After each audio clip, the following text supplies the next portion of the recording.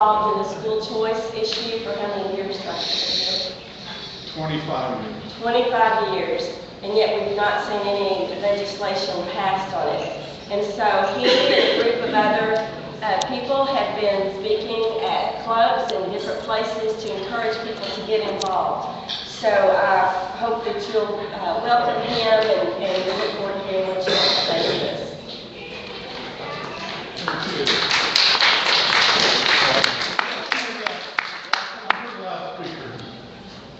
Can you hear me in the back? I don't need this. Okay, let's get started here.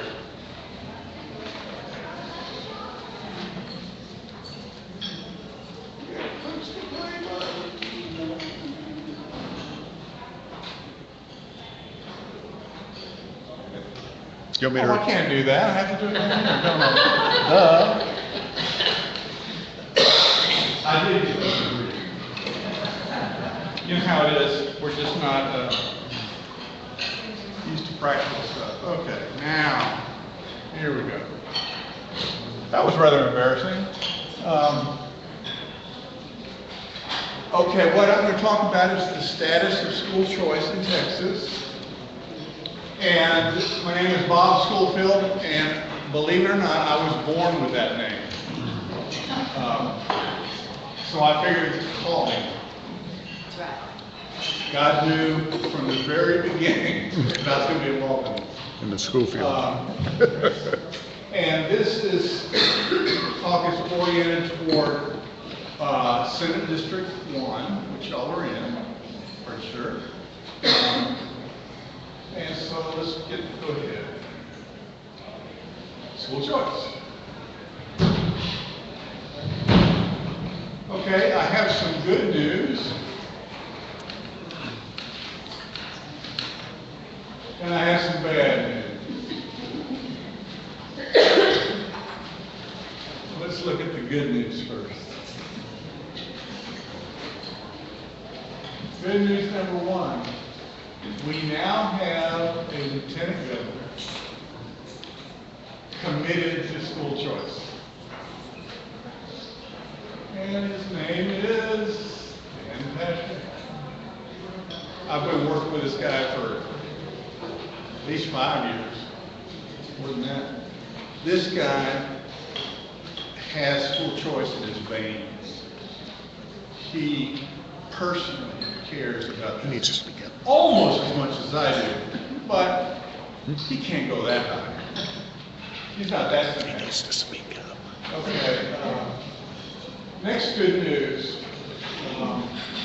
This is the Republican primary ballot, not last primary, but the primary before that.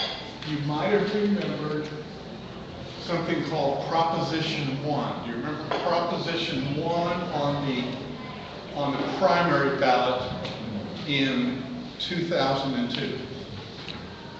Some of you might. 2012 or two? Yeah, it was 2012. I'm not very good with numbers either. Okay, here's what it said. The state should fund education by allowing the dollars to follow the child instead of the bureaucracy through a program which allows parents the freedom to choose their child's school, public or private, while also saving significant taxpayer dollars. Yes or no? Anybody recall that? Okay. So let's look at the Proposition 1 vote results. Okay. The Texas average of all House districts, that vote was 84.3% for that school choice proposition. Okay. The highest district was 87.7 and the lowest was 71.8. And those are the House districts where we were. So what does that mean? That means that Republicans, at least those that voted in the primary, are overwhelmingly in favor of school choice. I mean, 84% is pretty high. Okay, good news number 3. There was a House floor vote in the 2013 session. Oh, there it is, 2013 session, that separated the sheep from the goats in terms of school choice. Okay, and that was an amendment by,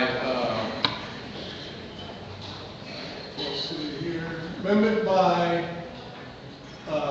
Representative Herrero on April 4th, 2013. Okay, and here's what the amendment, this is the title to the amendment. Use of appropriated funds for school vouchers or to support tax credit scholarships prohibited. Pretty straightforward, right? In other words, that's as anti-school choice as you can get. And now for the bad news. Too many goats, not enough sheep. So the amendment passed. That Herrera, it amendment, passed. yes, it did. Out of 93 GOP representatives voting that day on the floor, 52 voted against school choice. 52 out of 93 voted against school choice. These are the bad news. That's a majority of GOP representatives that voted against school choice. Now for the worst news. Of rural GOP representatives, they voted against school choice 70%. 70% of rural GOP representatives voted against school choice. Now, I call that Criminal. mind-boggling to me. Mind-boggling. It's like, are we in the Twilight Zone? What's going on here? So, to summarize, 84% of GOP primary voters voted for school choice. 84%. 55% of GOP representatives voted against school choice. And 70% of rural GOP representatives voted against school choice. Percent table for GOP representatives. And there it is. 70% were anti-school choice of rural. Urban, oh, it's wonderful. They weren't a majority against school choice. They were only 46% against school choice. And then when you factor both of them in, the rural turns it into a majority against school choice.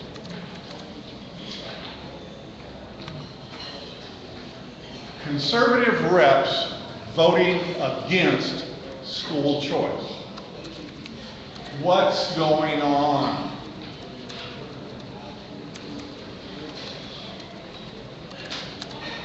One of the things is that Proposition 1, they did not know the results of that vote.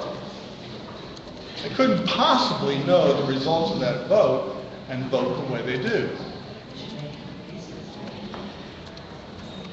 Why is that? They only hear from The lobbyists. ISD superintendents.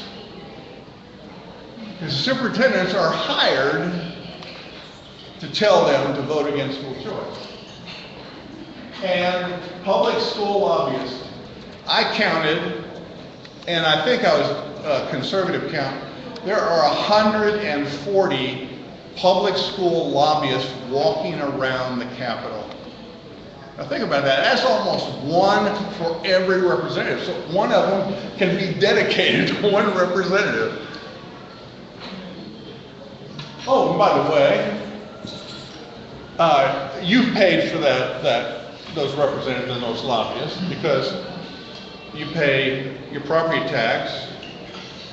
Okay, then the teachers pay dues, and then the union hires a lobbyist. So basically, your money is supporting these public school lobbyists that are encouraging the representatives to vote against school choice. Now I thought I'd show you, since the ISDs are, so opposed to school choice, some of the superintendent's salaries. Let's see, Longview, he's got $208,000 salary. That doesn't include his vehicle and a bunch of other stuff. What is it for Tyler? $185,000. I feel sorry for the guy at Marshall. He doesn't even make it to 100,000.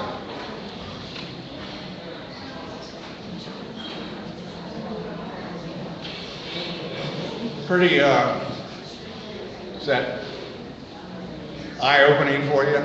Where are the A's? The what? There's no A's up there. Oh, no. Well, actually, most of the A's are usually little elementary schools because, the kids haven't gotten messed up yet. Usually they come in pretty on track and they come in first grade and then they continue to deteriorate.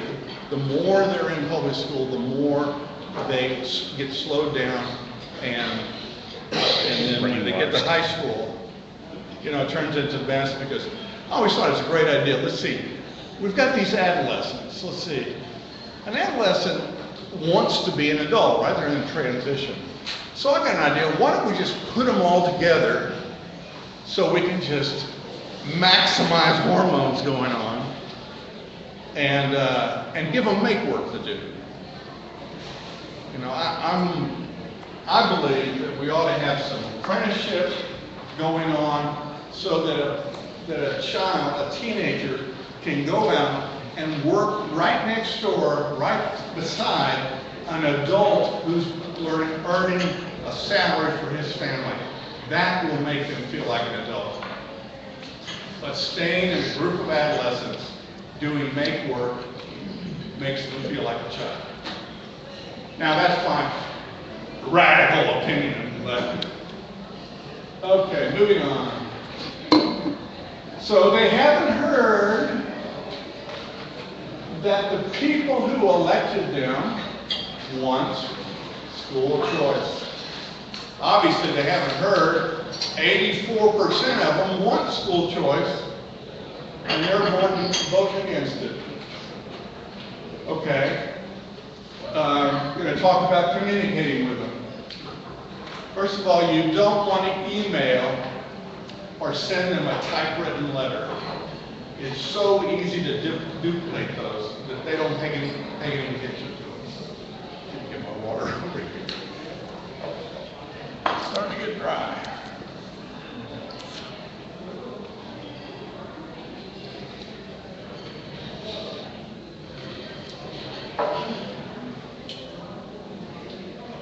No email.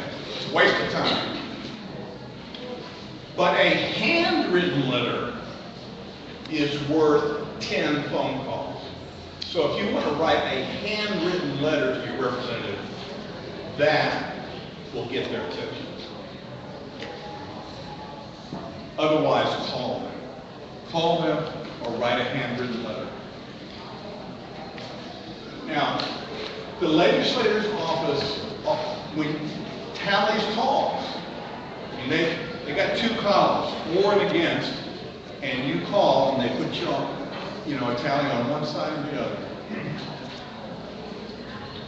One column for pro votes, the other for anti-votes. From people living in their district, obviously their constituents. They're not that concerned about a guy that isn't qualified to vote for them. But if they're from their district, their constituent, they will definitely tally that. If you aren't a legislator's constituent, find a friend who is, and build a phone tree of these people in that district, because there's going to be future choice among school choice. Okay? You got to get the phone calls from the representatives or the senator's district. The phone calls. First of all, I say, get a glass of water, sit down and relax. Okay? You don't want to be angry when you do this. You want to be polite and to the point. You won't be talking to your senator or representative. They're over on the House floor, Senate floor, whatever. They're busy. You're going to be talking to an intern whose job it is to take this tally. Now, if you get mad at him, he doesn't have any power to do anything, so you don't want to get mad at him. You just want to be polite and tell him which side you want your vote to be on. Dr. Schoolfield, I have a question. If you don't mind. Sure. Anybody can ask a question. Well, our audience, I think, they are aware of how to contact, their state reps and senators. And so, and I have worked for two, and frankly, we read the emails, we read the letters, and we also take the phone calls. And so, I think as far as Representative Schaefer or Representative Simpson or Ryan Hughes, I think they do pay attention to how everyone contacted. But my question is, and that's what I thought, and you may be coming to it, is more about school choice. Obviously, we have people here that have had their children in private school, public school, homeschool, and so we do consider that we have school choice. And so my question is, exactly what is it that you're pushing to happen in the legislature so that we even know whether we're for it or not? Sure. I'll have the bill up here. There's a bill that has been submitted on the Senate floor. And it's going to be up here. Okay, well, I'm just worried about time because it seems like it's going kind of slow, so I want to make sure that we get to the part where we... Okay. That's just,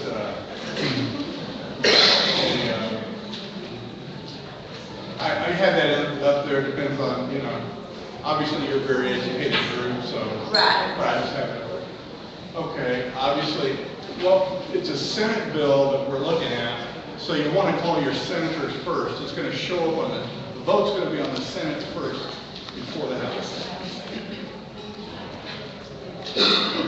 So it'll be on the Senate. Okay, here's your district. Your senator is Senator LT. Is that LT. Yes. He represents all of us. Right.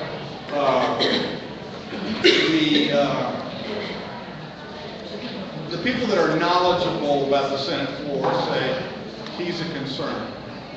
Yes. He would want to push him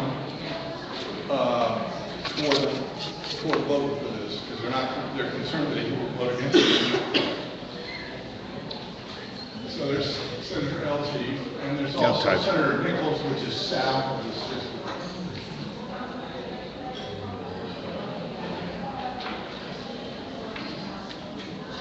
So we're concerned about them. This is their phone numbers and their room number. Okay, now here's the House districts. And first, we'll look at the red, the anti-representative. Clardy, Cook, Patty, and Simpson.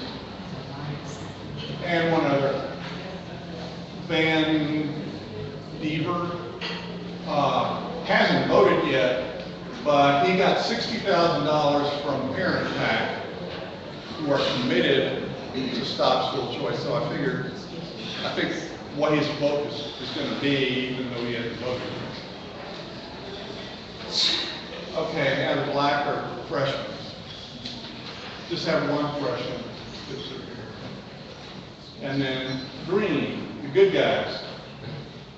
Flynn, Hughes, and Schaefer, good guy. Those have all voted for school choice. So there's a list of them, how they voted, how many voted for Proposition 1 in the districts, the district number, whether they're rural or not, their phone number, and their room number. And that's all on the handout there. Okay, now we're going to talk about the bill. It's the Senate Bill 276, Taxpayer Savings Grants. First of all, I didn't write this bill, okay? But it's not a perfect bill, but I think it is good enough to support. Okay, the first thing about it, it's a very short bill. You can put the whole thing on one page. That's good. Just having a short bill is good. The main focus of the bill is state savings and government efficiency. That's good too, because senators and representatives are concerned about balancing the budget. So if they see a bill that is going to save them money, there's a strong motivation to vote for it, regardless of school choice. Okay? There are no poverty or failing school restrictions. In other words, usually, they say, oh, failing school, or they have to be below a certain salary. Okay, the voucher's value is 60% of what the state currently spends per student. The remaining 40% is savings from the state. It stays from the state. This is how the state saves money. Okay. Currently, the state spends about $10,000 per child, so the voucher would be $6,000. Eligible students, those entering kindergarten or first grade, students coming from one full year of ISD school, any student currently in the program, that would be after the first year.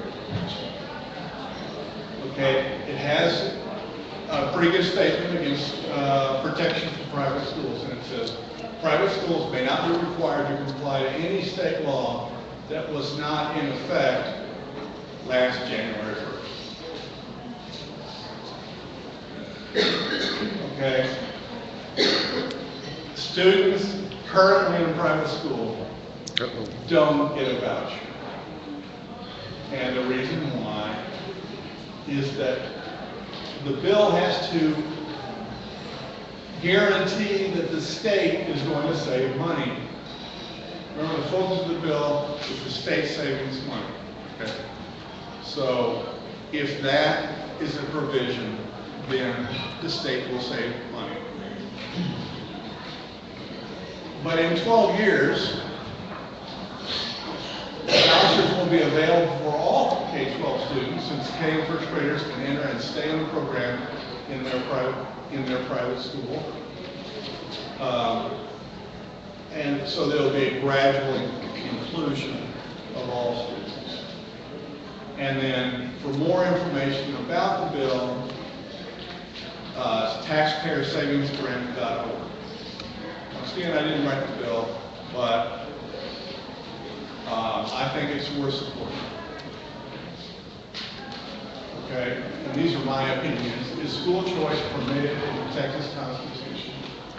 in a ruling on one of the Edgewood cases in 1995, the Supreme Court said, as long as the legislator establishes a suitable regime that provides for the general diffusion of knowledge, the legislature may decide whether that regime should be administered by a state agency, by the districts themselves, or by any other means.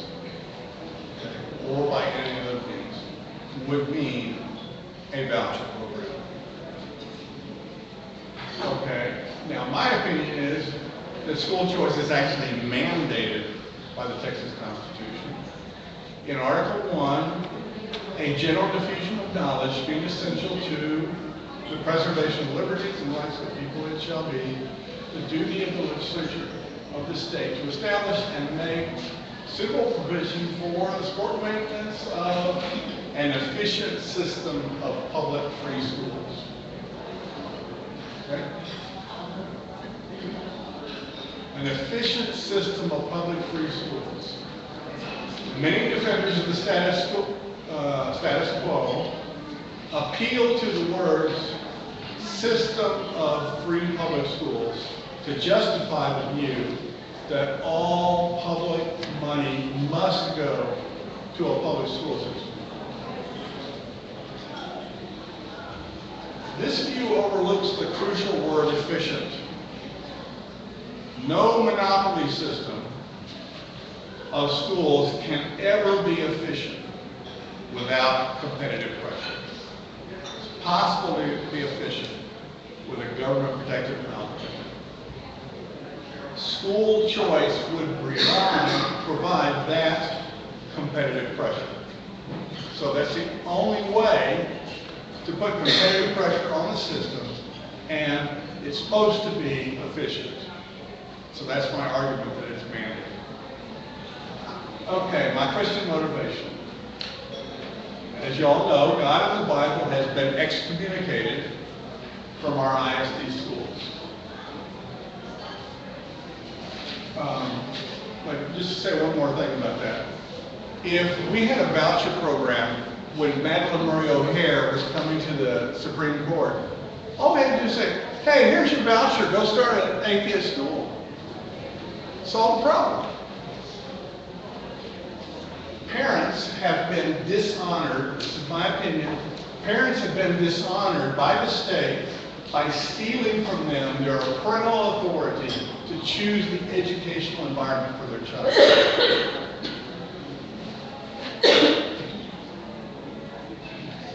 And then, I don't have any right to criticize another parent's choice of schools. They have that authority. I can, try to counsel them, say, what's good about this one. But it's not your authority unless you're a parent.